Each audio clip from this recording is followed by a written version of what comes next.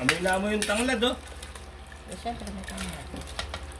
Okay mga boss, madalian lang. Magluluto tayo ng chicken binakol. Tunay na chicken binakol.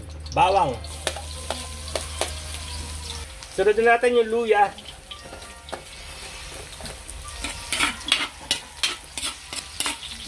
Sibuyas mga bossing. Sibuyas na pula yan. Galing ng bungabon. Okay. Panggisa natin mga boss, patis. Unti-unti lang muna, baka mamalat. Lagay na natin yung manok mga bossing. Maingay yung aso. Chicken. Sangkotsa na natin yan. Tunay na chicken binakol. Konting halo mga boss. Bechin mga bossing, depende sa inyo. Paminta. Uy, napadami yata. Ilagay na rin natin yung tanglad mga boss. Tanglad. O lemongrass. Tapos yung sabaw ng buko, ilagay na rin natin. Sabaw ng buko. Medyo haluin lang natin. Pailalim natin yung tanglad. Para tuluyan lumasa ng todo. Lagyan natin ng konting asin mga bossing.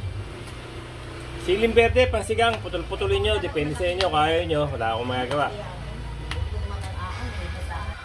Lalagay ko na yung laman ng buko. Konting red bell pepper para may kakaibang amoy. Siyempre haluin natin yan, konti lang. Konting halo lang, depende sa inyo. Kung matinding halo gawin nyo. Okay mga boss, konti na lang, goods na yan. Ilalagay na natin yung patatas.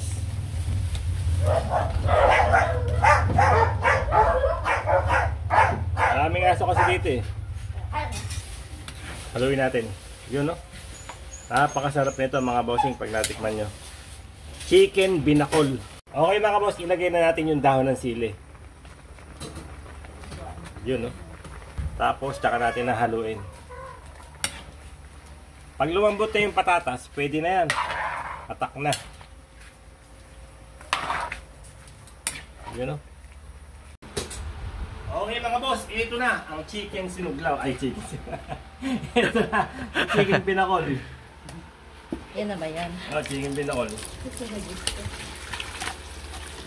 Yan o, sarap. Doon, dito na doon yung konti. Doon. Ah, init. Amoy na amoy yung tanglad, oh. Siyempre may tanglad. Chicken binakol. Baka makasira. Ayan. Hindi. Kapal. Ay, may ulam na tayo.